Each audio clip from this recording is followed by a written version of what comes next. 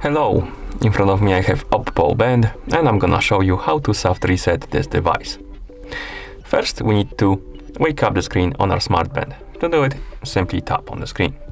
Once you wake up the screen, swipe down from the top of the screen to scroll through the menu, find the settings icon and tap on it.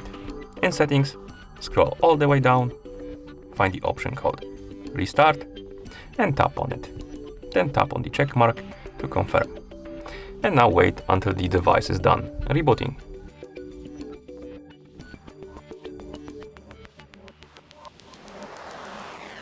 And that's how you soft reset this device. Thank you for watching. If you found this video helpful, please consider subscribing to our channel and leaving the like on the video.